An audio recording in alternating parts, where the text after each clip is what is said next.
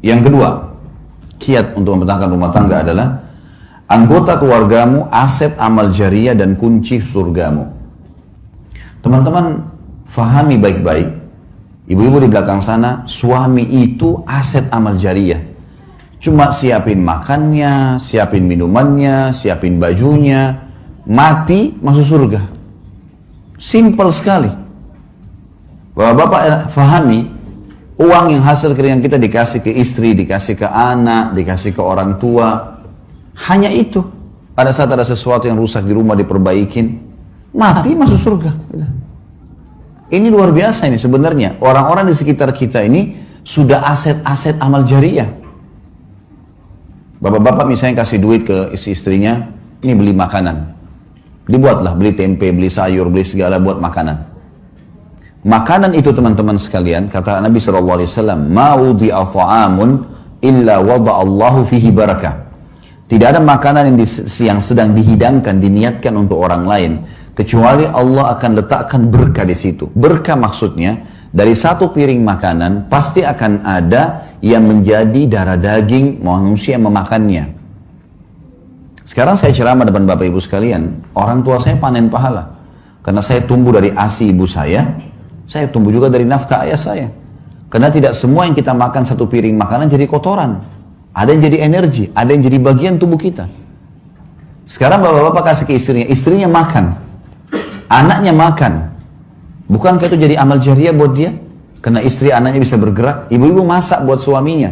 Suaminya makan, anaknya makan. Dia tidak beli, tapi dia punya tenaga, masak. Lalu dimakan oleh suaminya. Bukankah itu jadi amal jariah buat dia? Amal jariah semua. Sampai pernah ada seorang sahabat dalam hadis riwayat Imam Muslim bertanya, "Ya Rasulullah, ayu islamin khair?" Perbuatan apa dalam Islam yang paling besar pahalanya setelah yang wajib-wajib? Kata Nabi SAW, "Tut'imut ta'am wa tusallimu ala man ta'rif wa man lam ta'rif." Engkau memberikan makan kepada siapa saja. Di sini masuk suami istri, anak, orang tua dan orang-orang lain, dan engkau memberikan salam kepada orang yang kau kenal dan kau tidak kenal. Jadi anggota keluarga kita tuh aset amal jariah. Bapak-bapak misalnya masalah duit, nafkah. Nanti kita akan bahas itu di poin selanjutnya tentang masalah hak dan kewajiban. Kita disuruh berikan uang, hasil keringat kita. Nafkah itu sesuatu yang kalau tidak dikasih, roda kehidupan gak bisa jalan. Jadi ibu-ibu bisa beli makanan, air, makan, listrik, ya. Sesuatu yang memang harus ada. Kalau enggak, maka tidak berjalan roda kehidupan. Itu namanya nafkah. Kata Nabi SAW, dinar yang engkau keluarkan untuk fakir miskin, dinar yang engkau keluarkan untuk pembebasan budak, dinar yang engkau keluarkan untuk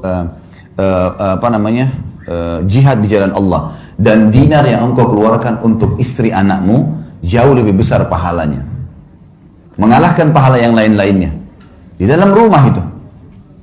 Berarti bapak-bapak setiap bulan terima gaji atau ada pendapatan kasih ke istri anak, itu mengalahkan pahala sedekah untuk jihad, mengalahkan pahala sedekah untuk fakir miskin.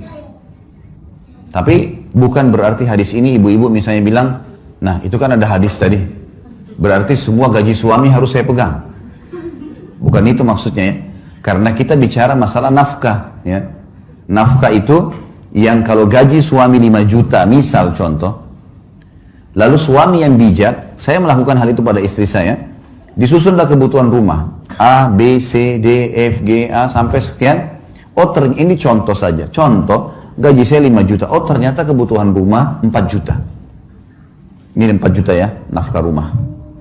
Ini 500.000 bonus buat kamu karena kamu sudah bantu bersihin rumah segalanya. 500.000 yang sisa, suami punya hak mengelola. Jangan juga, bapak-bapak ada yang, maaf kalau ada yang terjadi ini ya, jangan juga tidak punya kawam. Dia bukan pemimpin. Semua gaji dikasih istrinya, dia mau beli pulsa pun minta sama istrinya. Gimana caranya? Beliin saya pulsa, loh kok lucu itu, kok malah dia minta sama istrinya?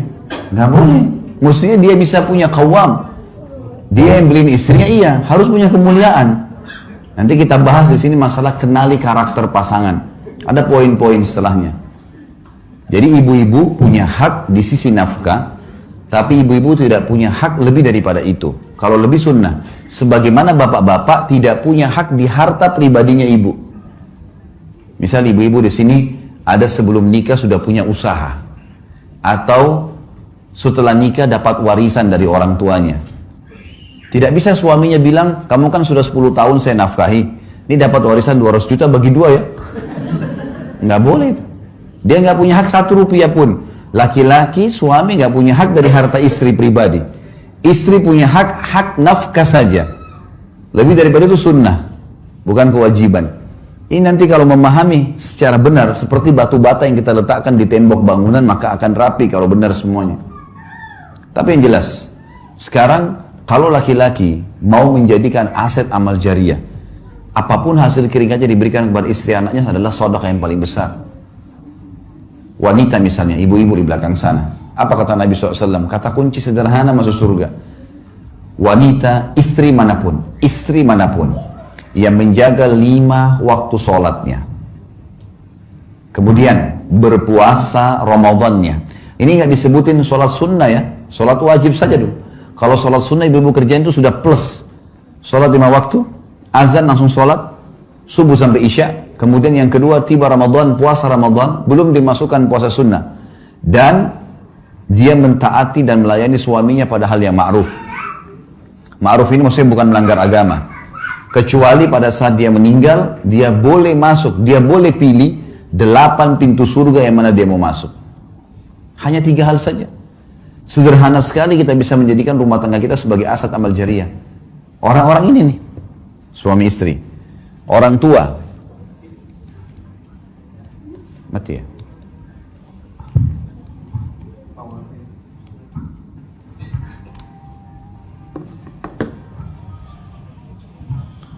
Orang tua kita misalnya, orang tua di rumah, tinggal kita berbakti dengan mereka, berikan mereka sesuatu yang terbaik, gitu kan? Ini di rumah tangga, keluarga kita, maka kita sudah bisa panen surga.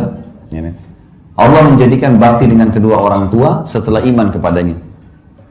Anak-anak, lahir kita nggak bisa milih, sebagaimana orang tua nggak bisa kita milih. Saya nggak mau ibu ini, saya nggak mau ayah ini, nggak bisa. Kita lahir, ini ibumu, ini ayahmu, seburuk apapun mereka. Begitu juga anak yang lahir, begitu keluar, laki-laki, perempuan, sehat, sakitkah, apalah, ya, warna kulitnya seperti apa, paras wajahnya, lahir, ini anakmu. Dan semua digantungkan variabel hak-hak dan kewajiban di sini. Sekarang anak-anak bisa jadi aset amal jariah. Mengajar mereka jalan, mengajari mereka kalimat-kalimat, memberikan nama yang baik, selama nama itu dipanggil, selama mereka bisa jalan, semua jadi amal jariah. Jadi ini kiat yang harus kita fahamin teman-teman sekalian. Kalau anggota keluarga kita itu adalah aset amal jariah dan kata kunci untuk masuk ke dalam surga.